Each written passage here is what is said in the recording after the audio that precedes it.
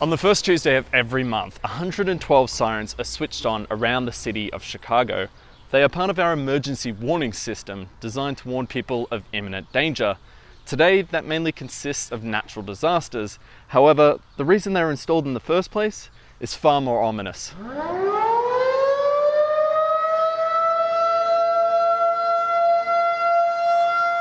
When America was thrust into World War II with the bombing of Pearl Harbor, the Office of Civilian Defense was formed to prepare the country for other possible attacks. The main threat would be an air attack, so major air raid siren networks were installed throughout the country. Chicago started by installing 5 sirens, 2 of which were the Chrysler Bell sirens. Weighing in at 5,500 pounds, the Chrysler air raid siren is the loudest signal siren ever built. It produced 138 decibels at 100 feet away. The sound of a commercial airplane taking off at the same distance is about 110 decibels. The siren would spin on its axis, providing a 2.5 mile radius coverage area. Thousands of people gathered in the loop for what would be the first public testing of the system in April 1942. However, they would be disappointed as all they would hear would be a distant wail.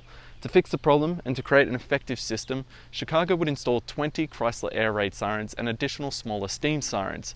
Soon, we would amass a system of nearly 100 sirens strategically located around the city of Chicago. During the war, the system was only tested sporadically, and mainly for the purpose of training operations. Given the time, the siren system couldn't be beaten, as you had the ability to warn the whole city almost instantly of imminent danger.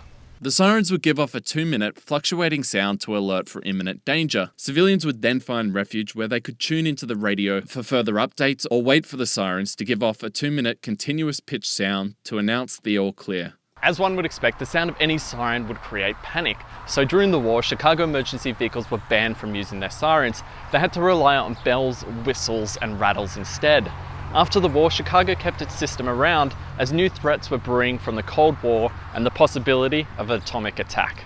In 1952, Chicago's civil defense tested the system weekly, 10:30 a.m. every Tuesday. It was a time of great tension, and children were learning the whole duck and cover procedure in school. In 1959, after the White Sox won the American pennant, the Fire Commissioner Robert Quinn ordered a celebratory 5-minute sounding of the air raid sirens. People were not happy as it caused quite the panic.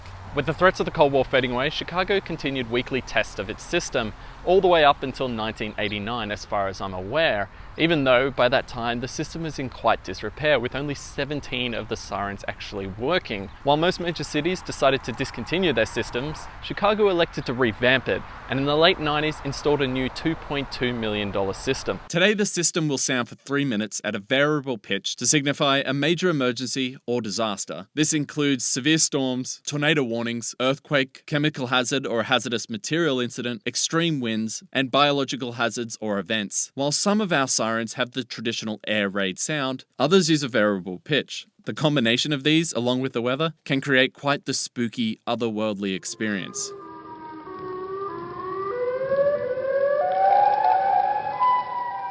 Today, we have the ability to send alerts to mobile devices, and with technology even more accessible than before, people are starting to question the effectiveness of the siren system. However, the main reason for keeping it around is to alert those who are outdoors and for those that are not really technologically able. So for the time being, the monthly tests will continue and Chicagoans will go on without even noticing. If you want to learn more about the technical specs of the siren, you can do so by watching the video here. And I wanted to thank Alex the Chicagoan for suggesting this video. If you would like to suggest your own, you can do so in the comments below or in the link in the description.